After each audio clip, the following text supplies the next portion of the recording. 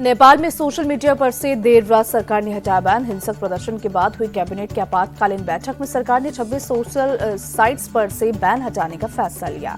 नेपाल के PM OP Sharma Oli ने Gen Z protest के हिंसक होने पर जताया है। कहा, शांतिपूर्ण प्रदर्शन में अराजक तत्वों के आने से सरकार को सरकारी संपत्ति को बचाने के लिए सख्ती करनी पड़ी। पीएम ओली ने कैबिनेट की बैठक में सहयोगी दलों की नाराजगी के बाद कहा, सरकार का इरादा सोशल मीडिया पर बैन लगाना नहीं बल्कि उन्हें रेगुलेट करना है।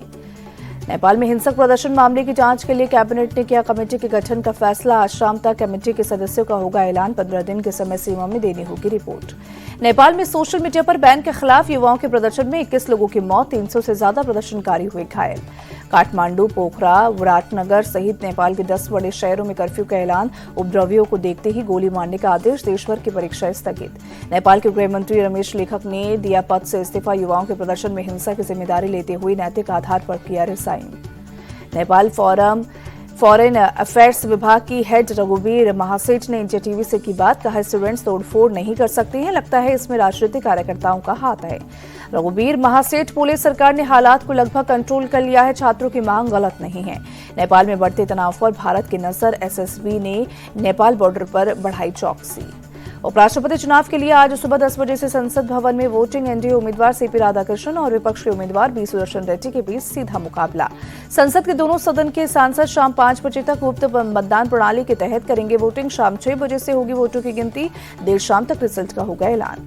संसद के दोनों सदन में सांसदों की संख्या 781। उम्मीदवार को जीत के लिए 392 सांसदों के समर्थन की जरूरत। सांसद वोटिंग के लिए पार्टी व्हिप से बाध्य नहीं होंगे।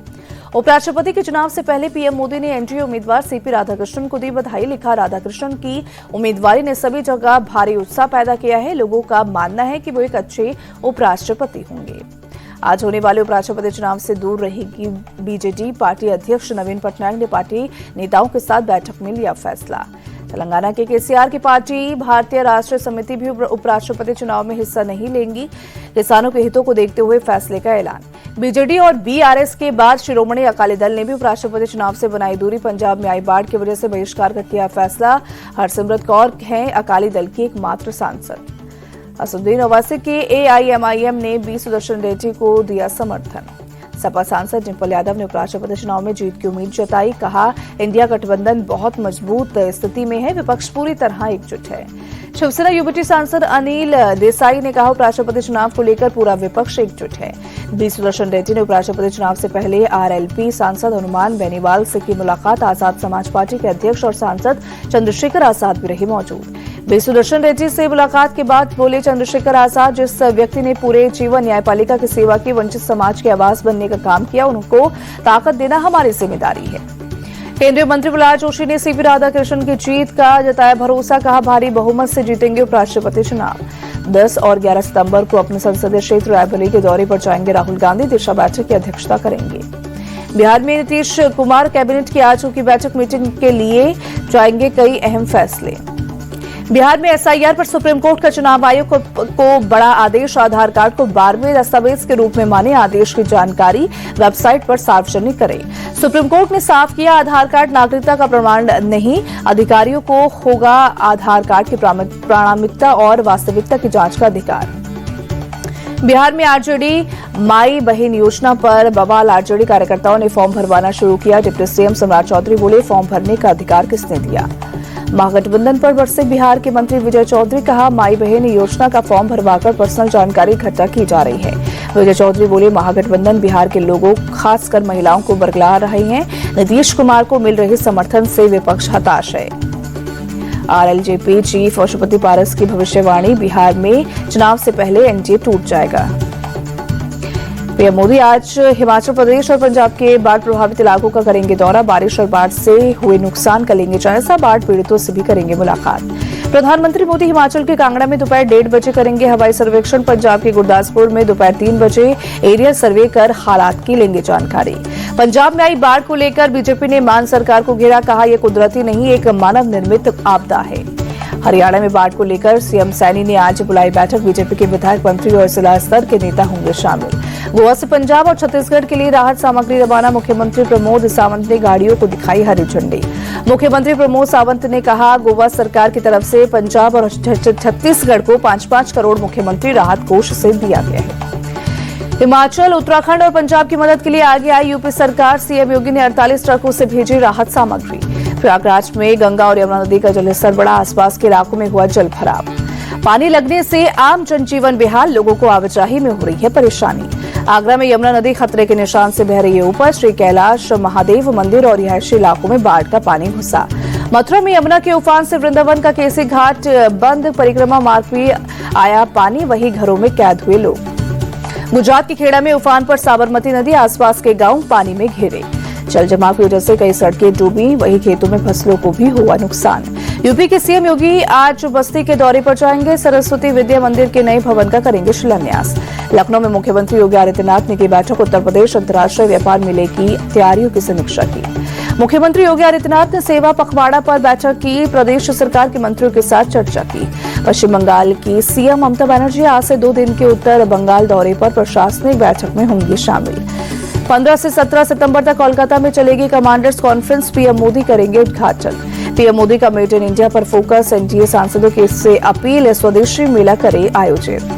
पीएम मोदी के जन्मदिन पर बीजेपी की खास तैयारी, 17 सितंबर को स्वस्थ नारी सशक्त परिवार अभियान का शुभारंभ करेंगे पीएम मोदी। बीजेपी अध्यक्ष जेपी नड्डा ने कहा, महिलाओं और बच्चों के लिए स्वास्थ्य सेवाओं को मजबूत करना मकसद। भारत के विदेश मंत्री जयशंकर ने ब्रिक्स समिट में वर्चुअली लिया हिस्सा, कहा मल्टीलेटरल सिस्टम फेल हुआ, यूएन में तत्काल सुधार करने की है जरूरत। विदेश मंत्री जयशंकर ने वैश्विक अस्थिरता पर जताई चिंता, कहा बिजनेस को बढ़ावा देने के लिए शांति जरूरी है। कल उत्तम शर्मा दिवस पर भोपाल में चिकन मटन की दुकानें रहेंगी बंद, आदेश नहीं मानने पर 10,000 रुपए जुर्माना और दुकान सील भी हो सकती है। भाषा विवाद के बीच एमपी सरकार की बड़ी पहल, यूनिवर्सिटीज में पढ़ाई जाएगी दूसरे राज्यों की भाषाएं। ऑनलाइन गेमिंग एक्ट की वैधता को चुनौती देने का मामला, अलग अलग राज्यों में दायर याचिका पर अब सुप्रीम कोर्ट में होगी सुनवाई। जम्मू कश्मीर कुलगाम के गुड्डर जंगल में सुरक्षा बलों के आतंकवादियों के साथ मुठभेड़, 2 आतंकवादी हुए ढेर, सेना के 2 जवान हुए शहीद। भोपाल में बीती रात गणपति प्रतिमा विसर्जन के दौरान भारी हंगामा, आरिफ नगर इलाके में डीआईजी बंगाला चौराहे के पास कुछ अज्ञात उपद्रवियों ने प्रतिमा विसर्जन के लिए जा रहे जुलूस पर पथराव किया। जुलूस पर पथराव के बाद लोगों ने किया विरोध प्रदर्शन, उपद्रवियों पर कार्रवाई की मांग को लेकर किया चक्का जाम, हनुमान चालीसा का पाठ और नारेबाजी की।